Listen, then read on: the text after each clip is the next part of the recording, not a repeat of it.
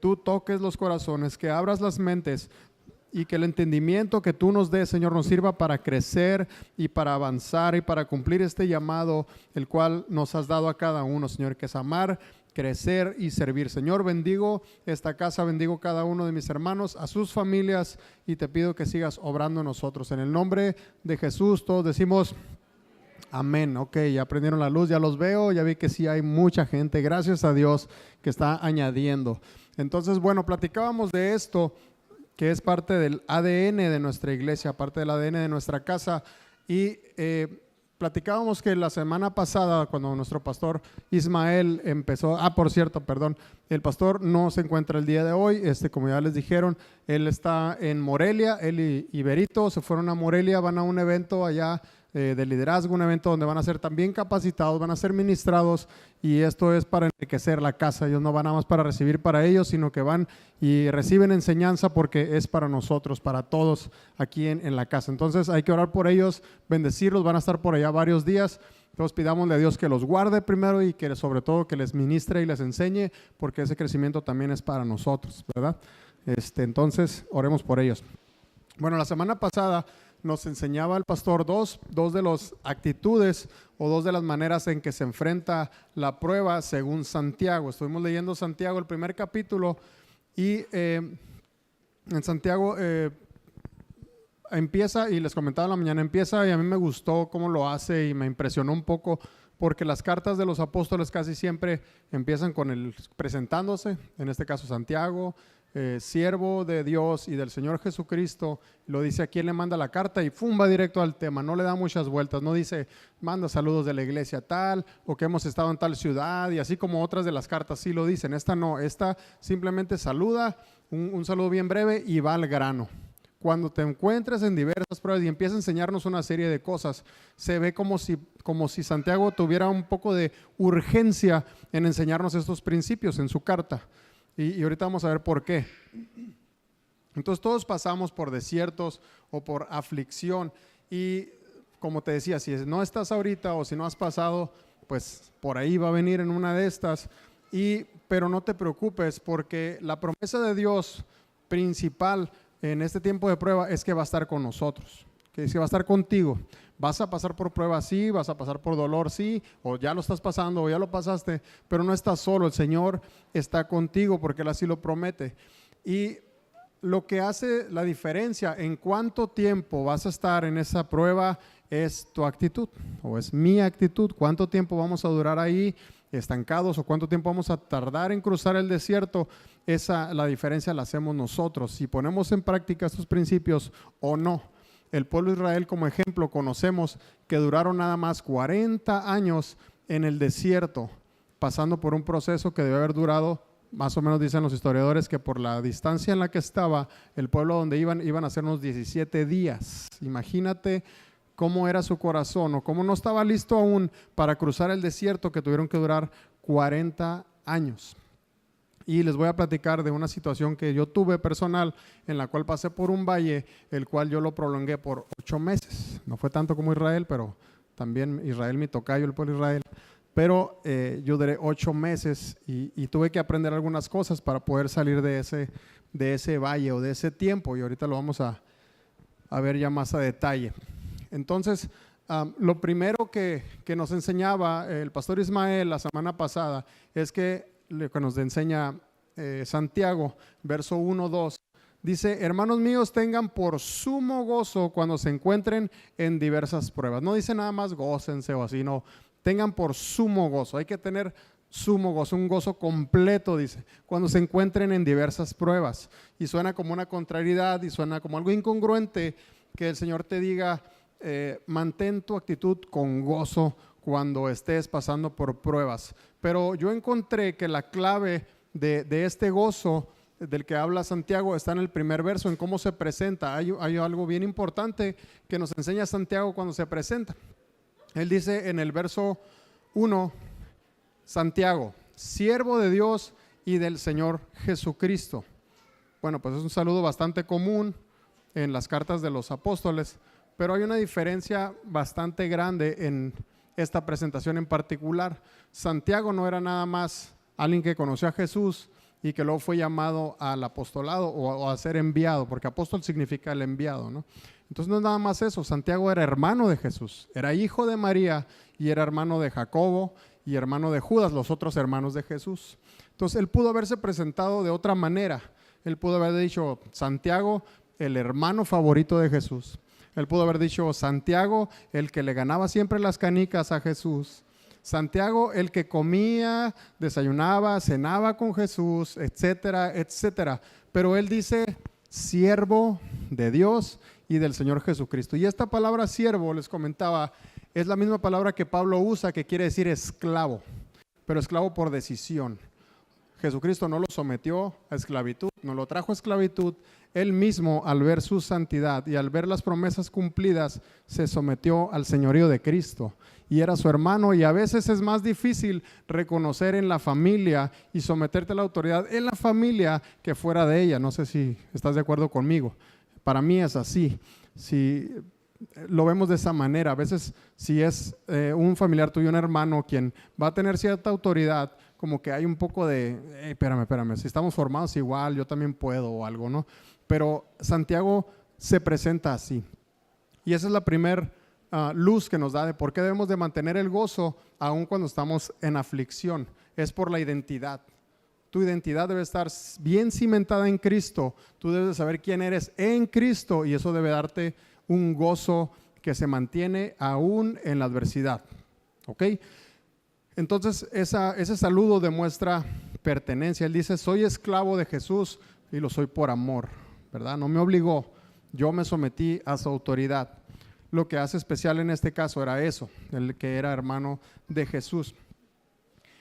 Y al haberlo visto él crecer, al haberlo visto ser obediente, al haberlo visto perfecto, y también haberlo visto cómo pasó por sufrimientos, por humillaciones, pero cómo mantuvo su mirada en su llamado, él sabía que podía mantener el gozo y que la adversidad no te iba a destruir. Vio a Jesucristo ser golpeado, vio a Jesucristo ser burlado, pero lo vio que no quitó el dedo del renglón. Él dijo, mi llamado es este y lo voy a cumplir, y fue un ejemplo para Santiago, lo tenía muy, muy de cerca. Entonces era la primera actitud ante la adversidad que nos enseñaba la semana pasada el pastor Ismael. Y la segunda era agradecimiento. Y nos decía que el agradecimiento en la prueba no es así como que, Dios, qué detalle, gracias por meterme en esta enfermedad, gracias porque me corrigieron, qué bárbaro, te la rifaste o algo así. No es ese tipo de agradecimiento que lo dices hacia afuera o nada más como para que me oigan que estoy agradecido, pero en realidad estás todo turbado. Es un agradecimiento fundado también en la identidad que tienes, y nos lo muestra Filipenses 4:6. Dice, no se preocupen por nada, en cambio oren por todo. Y dice, dice, díganle a Dios lo que necesitan y denle gracias por todo lo que Él ha hecho. No le vamos a dar gracias por lo que me gustó, por lo que siento que me bendice, sino por todo lo que Él ha hecho, incluyendo la prueba. Porque la prueba que Dios permite que pasemos sirve para nuestro carácter, sirve para nuestro crecimiento y para glorificarlo si somos obedientes y tomamos la actitud que nos recomienda Santiago, ¿verdad? Que nos recomienda Dios por medio de Santiago en su palabra. Entonces, en esa palabra que dice que demos gracias en todo, pues ya lo sabemos, es la palabra más inclusiva que hay, no nos está dejando fuera nada, ¿verdad? Todo. Entonces, eso fue lo que la semana pasada el pastor nos enseñaba acerca de estas actitudes. Y lo que vamos a ver hoy, para los que anotan, espero que sean la mayoría, la tercera cosa o la tercera actitud que debemos de tener ante la prueba es sabiduría. Y la sabiduría, bueno, yo busqué en internet y busqué en unos diccionarios y todo, y tiene un montón no de sinónimos, sino de descripciones. Tú buscas la definición y puedes encontrar muchísimas definiciones acerca de sabiduría, pero entre todas las que vi, me gustó mucho una que está bien cortita y que es del doctor Charles Stanley, este hermano que pone en sus predicaciones ahí en el radio y todo, y me gustó porque, ahorita te voy a decir porque te la voy a leer primero. Dice, sabiduría es poner en práctica los consejos de la palabra de Dios.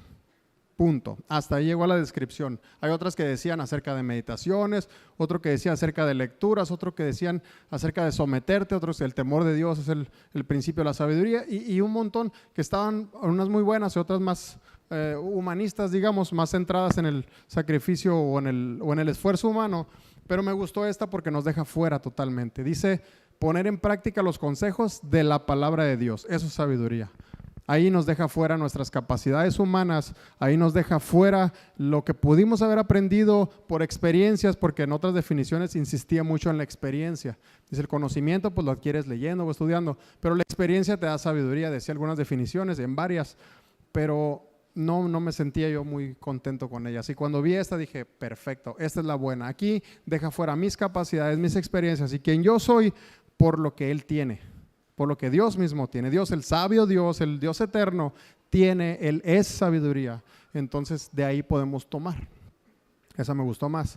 Entonces, no es algo que adquieres con la experiencia, sino que es nada más poner en práctica lo que Él mismo nos está aconsejando.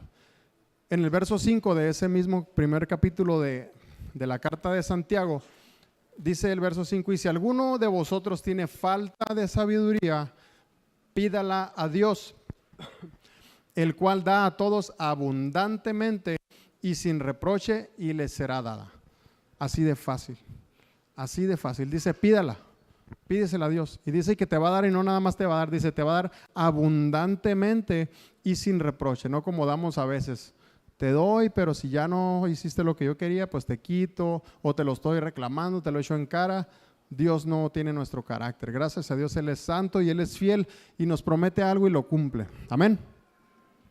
Entonces no sé si hay alguien aquí que no le haga falta sabiduría, que diga, no, yo ya con lo que tengo, ahí la hago, voy saliendo súper bien de todos mis asuntos y ya no quiero más sabiduría de Dios, ¿verdad? En mi caso no, a mí me hace mucha falta y creo que en determinados momentos en realidad pues todos necesitamos sabiduría, pero no nuestra, no de experiencia, sino de la de Dios. Y porque es esa capacidad de poner en práctica esto que leímos, los consejos de Dios. Hay algo muy hermoso en el hecho de que Dios nos ofrezca de su sabiduría de esa manera tan sencilla.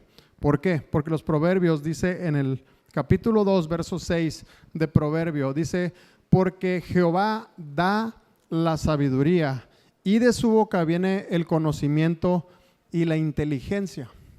Dice que Él la da. Y en el Proverbios 3:15 dice, es más preciosa que las piedras preciosas y todo lo que puedas desear no se puede comparar con ella.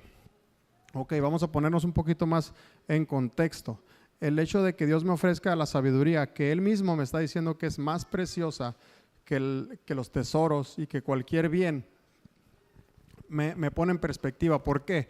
Porque para tú y yo tener algo, para tener dinero, para tener algo que quieras comprar, tienes que esforzarte, tienes que echarle ganas. ¿Quieres tener más? Pues esfuérzate más.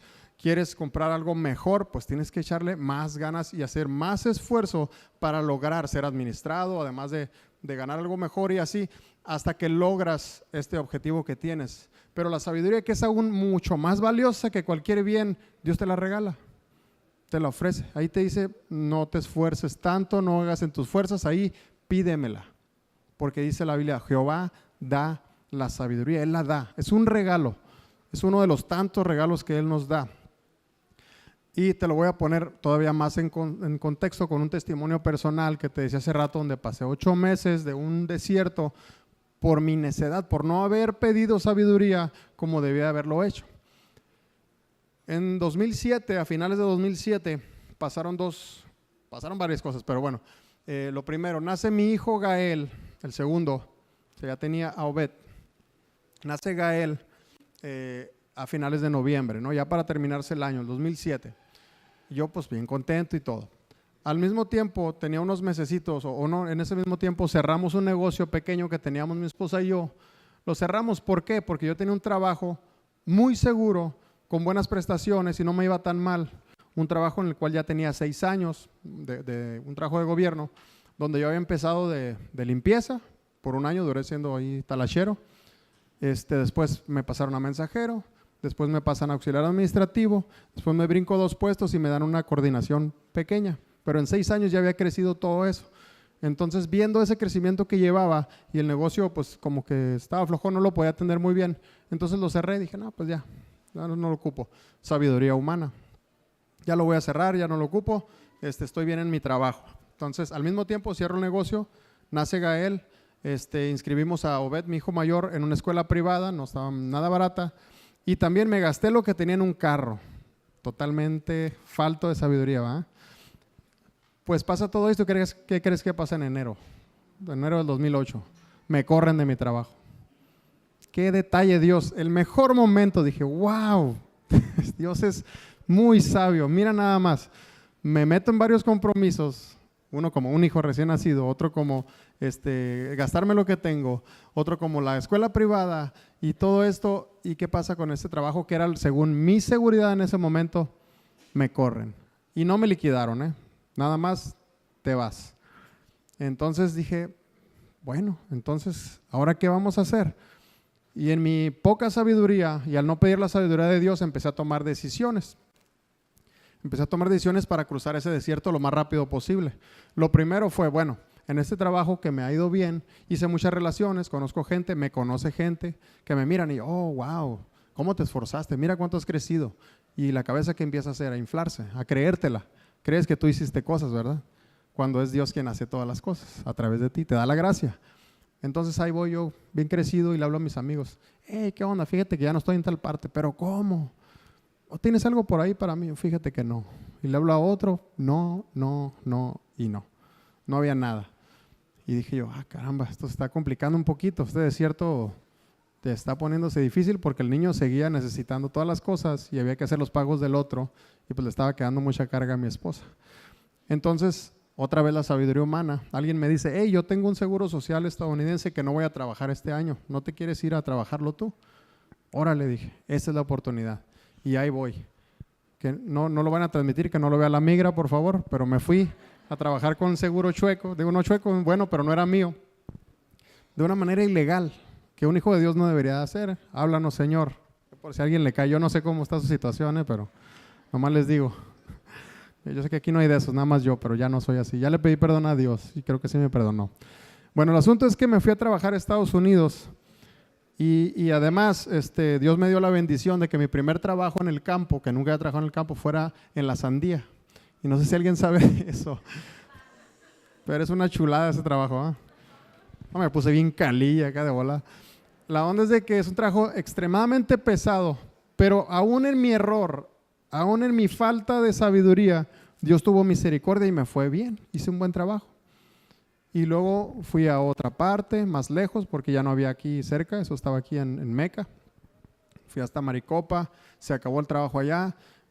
Terminé en Salinas, ¿no? Como a 11 horas de Mexicali, lejos de mi familia, en unos trabajos humillantes, no feos, humillantes. No sé si alguien ha trabajado en el ajo, pero es feo. Y yo estaba ahí hincado en la tierra, sacando los ajos, cortándole, me sangraban las manos porque tienes que cortar con unas pinzas y la gente a mi alrededor hablaba puro dialecto y los que hablaban español andaban bien drogados todo el día, es que tampoco se les entendía, también como que se les pegó el dialecto del otro de acá. Entonces pasaban las ráfagas de aire, me llenaban la cara de tierra y era algo así muy bonito. Entonces empecé a aprender muchas cosas, pero justo ahí dije, wow, Dios, ya entendí qué bueno eres. Me falta pedir tu sabiduría porque yo tomé un montón de decisiones con sabiduría humana que está bastante corta. Entonces vine a terminar en eso, lejos de mi familia y en esa situación. Pero Dios, que es tan bueno, al yo reconocer que mi dependencia es totalmente de Él, que yo dependo de Él, no de mis relaciones, no de mis capacidades, ni de todo esto que yo pensaba, sino de su sabiduría y de su plan. Nada más le dije, Dios, gracias por enseñarme esto, por recordarme que no es nada acerca de mí, todo eres tú. Permiso.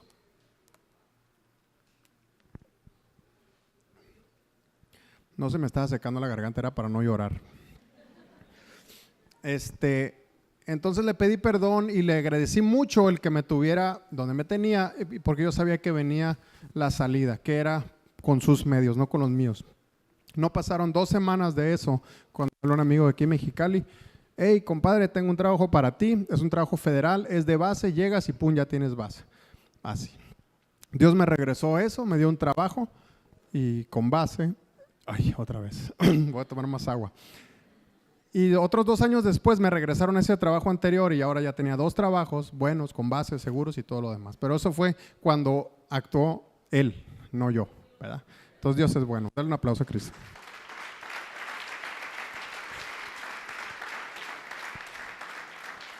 Y además con mi familia, ya no estaba lejos, estaba en casa, donde Él me quería tener, no donde yo me quise poner. Bueno, entonces Dios trabaja de esta manera. Uno tiene que reconocer que no dependemos de nosotros y que nuestra sabiduría está demasiado corta como para realmente salir del desierto. El desierto es engañoso, le pasó al pueblo de Israel, que si fue engañoso, que duraron 40 años en ese pedazo de terreno, vueltas y vueltas y vueltas. Entonces, después aprendieron que dependían de Dios. Hasta la generación de Josué pudieron entrar a la tierra prometida, ¿verdad? Conocemos bien la historia. Entonces, bueno, Dios fue tan bueno conmigo que me sacó de ese desierto con sus medios y de esa manera. Yo necesité trabajar muy duro y sacrificar mucho para, en lo corto, tener lo que necesitaba para mi familia, ¿no? Para tener una lana y pagar la escuela y pagar los pañales y todo lo demás. Pero si yo hubiera nada más solicitado la sabiduría de Dios, ¿qué me hubiera evitado? Muchísimo, mucho sufrimiento y pasar por momentos difíciles, pero en los cuales siempre supe que estaba Dios conmigo. Eso sí, estoy plenamente seguro y tienes que estarlo tú también. Si estás pasando por situaciones que parece que estás totalmente aparte, créeme que Dios está contigo, Él no se aleja. El hecho de que nosotros nos equivoquemos y agarremos un camino que no es, eso no cambia a Dios. Eso es, la consecuencia la tienes tú, pero Él sigue siendo fiel. Amén. Entonces, volviendo al punto, cuando te encuentras en distintas pruebas, lo dice así Santiago, lo cual es seguro que va a pasar. No dice cuando, si por casualidad llegaras a tener una prueba, ¿no? Cuando estés en distintas pruebas, dice que es momento para pedir sabiduría, sin dejar el gozo, sin dejar de tener gozo y el agradecimiento que vimos en Filipenses. Pide sabiduría para hacer como lo hizo Jesús. Él aplicó siempre la palabra de Dios. Por eso esa descripción tan cortita me pareció tan certera. ¿Cómo actuó Jesús? Con la palabra. El diablo fue y lo tentó, actuó con la palabra. Su caminar fue basado en la palabra y nunca cometió un error. Ahora, ¿sabes qué pasa cuando estás en un problema y permites que opere la sabiduría de Dios? ¿Sabes qué es lo que va a pasar? Dice Proverbios 4:6, hablando de la sabiduría, no la dejes, ella te guardará, ámala y te conservará. Esa burbuja que me protegió en estos lugares era la sabiduría de Dios, permitiendo que yo pasara por este desierto sin ser destruido. Claro que me dolió, por supuesto, yo me lo busqué, pero yo estaba protegido por Él, siempre lo supe, siempre sentí su mano conmigo y yo creo que tú puedes sentir su mano contigo siempre, no importa lo que esté pasando, lo difícil que parezca o que no parezca que hay salida.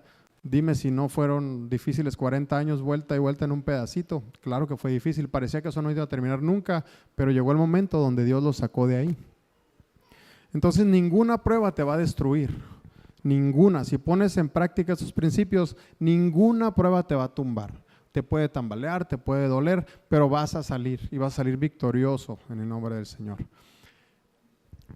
Eso fue el punto 3. El punto número 4, la actitud, la cuarta actitud que debe de tener el cristiano que está pasando por pruebas es la fe. Esa fe que es el fundamento de la iglesia, esa misma fe que dice la palabra es dada por Él para que nadie se gloríe. Así como dice, la salvación no es por obras, sino por fe. Y esta dice, dada por Dios. O sea, me encanta el plan de Dios donde nos deja fuera. Él es soberano y si estamos aquí es porque Él nos quiso traer. Él nos quiso rescatar de donde estábamos y de donde ni siquiera nos damos cuenta todavía hasta dónde íbamos a llegar. Él nos rescató en su tiempo, en el tiempo correcto. Dice el verso 6 de este mismo capítulo 1 de Santiago. dice que pidan la sabiduría, pero dice el número 6, pero pida con fe, no dudando nada, porque el que duda es semejante a la onda del mar que es arrastrada por el viento y echada de una parte a otra. No piense pues quien tal haga que recibirá cosa alguna del Señor. Les digo que Santiago como que andaba bien bravo, no andaba bien filoso, dijo ahorita les voy a soltar una para que se alineen porque nos equivocamos, porque nuestra mente agarramos monte y pensamos que Dios es nuestro sirviente y que conforme yo le pida mi deseo, Él lo va a cumplir, y cosas que no tienen un fundamento.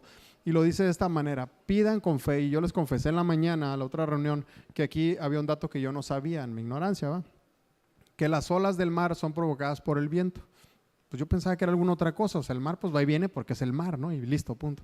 O no sé si tiembla un poquito por allá y va a dar hasta allá una ola, no sé, pero no, es el viento todas las veces. Todas las olas que ves en el mar son movidas por el viento. Dice que el viento las lleva y las trae de un lado a otro.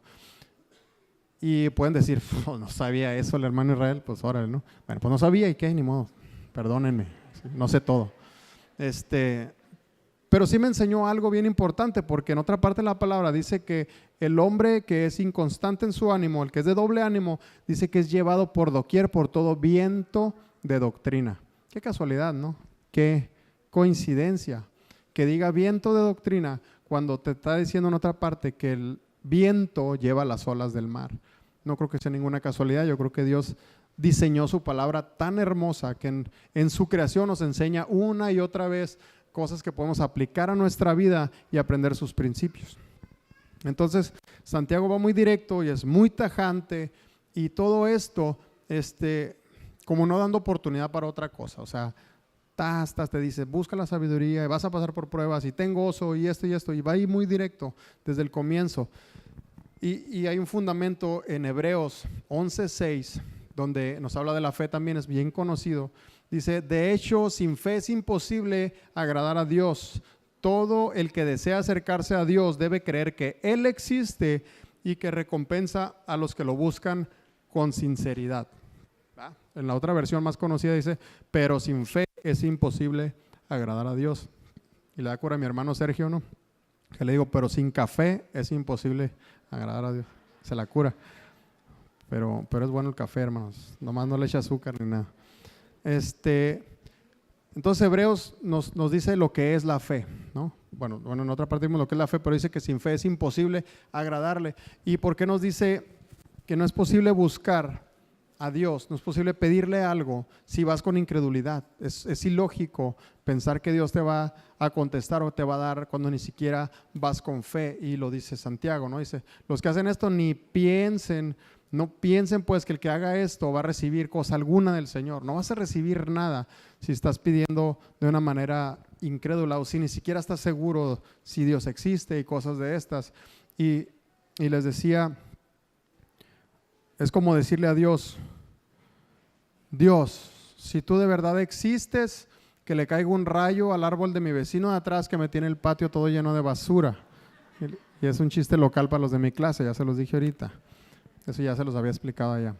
Y no va a pasar eso, pues, o sea, Dios no me tiene que comprobar si existe o no es el ir con duda, con incredulidad. Dios es soberano, Él es el Rey de Reyes, el Señor de Señores, Él merece toda la gloria.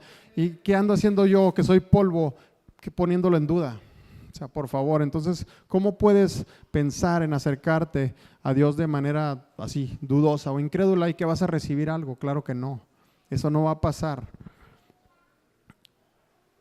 Y Santiago nos lo dice, que pidamos con fe y sin dudar. Y lo hace sabiendo, escúchame bien, que poco antes de que él escribiera esto, él mismo y sus otros hermanos, Judas y Jacobo, habían dudado de Jesús. Ellos habían tenido esta misma actitud incrédula ante su hermano Jesucristo. Y además trataron de engañarlo. Tal cual, trataron de decirle cosas para que creyera que sí le estaban creyendo. Imagínate, y no estoy inventándote nada, vamos a leer el Evangelio de Juan, el capítulo 7, de los versos 1 al 6. Hay algo muy, muy importante que debemos de aprender de esta pequeña porción. Son 6 versículos y están bien cortos. Dice: después de estas cosas andaba Jesús en Galilea, esa era su tierra, pues no quería andar en Judea porque los judíos lo buscaban para matarle. Estaba cerca la fiesta de los judíos, la de los tabernáculos, dice. Y dice número 3, que aquí empieza lo bueno, dice: y le dijeron sus hermanos, está hablando de ellos 3, y además tenía unas hermanas también, que no hay nombres, pero tenía hermanas y hermanos, y eran 3 hermanos de Jesús. Y le dice sus hermanos: sal de aquí y vete a Judea donde lo querían matar, para que también tus discípulos vean las obras que haces. Ya tenía discípulos en Judea, entonces le dice: no, mira, tú que andas ahorita haciendo milagros, ve para allá, ándale, córrele, ve a Judea y haz milagros para que te vean. Dice: porque ninguno que procura darse a conocer hace las cosas en secreto. Si estas cosas haces, o sea, si haces milagros, pues manifiéstate al mundo. O sea, sal, como si lo estuvieran engañando, como si le van a decir esto para que él siga: ay, sí, cierto, pues ya me voy. O sea, estás hablando con el Señor Jesucristo. Y dice: porque ni aún sus hermanos creían en él. Dice el verso 5, ni aún sus hermanos creían en él. Pero entonces el Señor Jesucristo viene con esta respuesta que atraviesa mi corazón. Cuando lo estudié, de verdad dije: Señor, Jesús les dijo: mi tiempo aún no ha llegado, pero tu tiempo siempre está presto. ¿A qué se refiere? ¿Qué es lo que les está diciendo? ¿Su tiempo de qué? Hablaba de que el tiempo de él, de Jesús, de manifestarse, no había llegado. No había llegado su tiempo de salir a empezar su ministerio o hacer su ministerio fuera de donde estaba. Les dijo: pero tu tiempo siempre está presto. ¿Qué tiempo? Está para ti y para mí, así como lo estuvo para sus hermanos. El tiempo de creer, el tiempo de confiar en él. Ese tiempo siempre está presto. Siempre está presto el tiempo para que creas, para que quites la duda, para que confíes plenamente en el Señor Jesucristo, en su deidad, en su poder, en su amor, en la identidad que Él te dio. Siempre está presto el tiempo para nosotros, como se los estaba confesando ahí a sus hermanos. Qué increíble que sus hermanos creían que podían engañar a Jesús. Qué increíble que a veces tú y yo también a veces queremos hacer eso. ¿No? ¿Nunca le has dicho algo que luego digas: híjole, no es tan cierto? Te voy a decir una, porque yo la he hecho. Oh Señor, cuánto amo estar en tu presencia. Me imagino al Señor diciendo: ¿de verdad? Yo me acuerdo que hace como unos 3, 4 meses sí oraste, unos 6, 7 minutos. O que leíste mi palabra, bueno, pues el domingo porque estabas en la iglesia, ¿no? O algo así, o buscaste mi rostro, así como: ¿de verdad amas mi presencia? O sea, ¿acaso quiero engañar a Jesús y decirle: oh, amo tu presencia si no le busco? Oh, amo obedecerte y estoy tomando mis decisiones sin consultarlo. ¿No te ha pasado? ¿Soy el único pecador acá? Debemos de llegar delante del Señor, de verdad, decirle: Dios, tú ya me conoces, sabes exactamente quién soy, sabes exactamente cuáles son mis flaquezas, pero me impresiona que sigas amándome, que sigas conmigo, y entrégale esas cosas, déjaselas. Él toma nuestros pecados, dice la palabra, y los echa al fondo del mar y ya no tiene más memoria de ellos. Qué impresionante, qué amor tan profundo. Jesús tampoco regañó a sus hermanos, no los juzgó. No te juzgó a ti, no me juzgó a mí. Nos amó y nos da la oportunidad y nos dice: tu tiempo está presto. Tu tiempo está a la orden. A la hora que tú decidas creer, ahí estoy yo. Ese es su carácter, no se parece a nosotros. Bendito sea su nombre. Y mientras pasas la prueba, mientras pasas por este tiempo difícil, por el dolor, por la aflicción, tienes la oportunidad de pedir sabiduría de Dios, creyendo que la recibirás, creyendo que recibirás lo mejor, creyendo que Él está contigo guardándote y cubriéndote para que la prueba no te destruya. La prueba no tiene el objetivo de destruirte. La prueba que viene de parte de Dios tiene el objetivo de formarte, de darte mejor carácter, de conformarte a su imagen y semejante y hacer, y más enfrente ahí en Santiago lo dice, para hacerte completo, dice cabal y perfecto. Ese es el propósito por el cual el Señor pasa a sus hijos a las pruebas. Santiago sabe lo avergonzado que se sintió por haber dudado de Jesús, aun cuando le vio crecer de una manera perfecta, aun cuando lo vio en obediencia perfecta, aun cuando las evidencias de su santidad y de su poder estaban justo delante de él desde su niñez, dudó. Por eso su recomendación yo creo que es tan directa, es tan rápida, entra con tanta fuerza a decirte, no, busca la sabiduría, créelo, porque si no lo haces no vas a recibir nada, va directo al punto. Por eso su recomendación para nosotros es así de directa, no es como las otras cartas que mandan los saludos y hacen todo esto. Santiago nos habla de una urgencia que tenemos de buscar la sabiduría de Dios y de dejar de lado nuestras capacidades y pensar que podemos solucionar todo en nuestras fuerzas. Santiago nos enseña, sométete al señorío, aun cuando él, que tenía un lugar privilegiado, de alguna manera no echó mano de eso. Podemos tomar decisiones pensando, yo tengo un buen lugar en la iglesia, o yo tengo un ministerio tal, la gente me ve, la gente me respeta, o en mi trabajo tengo una posición y eso me debe dar seguridad. Tu seguridad debe estar siempre cimentada en Dios, siempre cimentada en Cristo. Él es tu roca y Él es quien te va a sacar de ese valle en la medida que tú te sometas a su voluntad y que tomes la actitud correcta que debe tomar un hijo de Dios. Amén. Mis hermanos, Dios tiene el mismo poder para ministrarte si estás aquí o si estás ahí sentado. Pero yo te quiero invitar en esta tarde a que te acerques, a que vengas y le pidas. Si tú crees que necesitas sabiduría para salir de cualquier situación que tengas, quiero invitarte a que te acerques aquí y que como cuerpo que somos, como iglesia, oremos juntos. Yo le voy a pedir sabiduría a mi Señor. Yo necesito sabiduría. Hay procesos en mi vida que no están completos y que necesito la sabiduría de Dios y no quiero tomar rumbos que me equivoque y que le quite honra a Dios o que alargue yo procesos por los que Dios ya me quiere sacar. Entonces te invito, si quieres venir a pedir sabiduría junto conmigo, hazlo. Vamos a orar en esta tarde y así vamos a dar por concluida esta palabra de esta tarde. Vamos a darle la gloria y la honra a Dios y vamos a demostrarle nuestra sumisión, pidiéndole sabiduría que es tan necesaria para nosotros.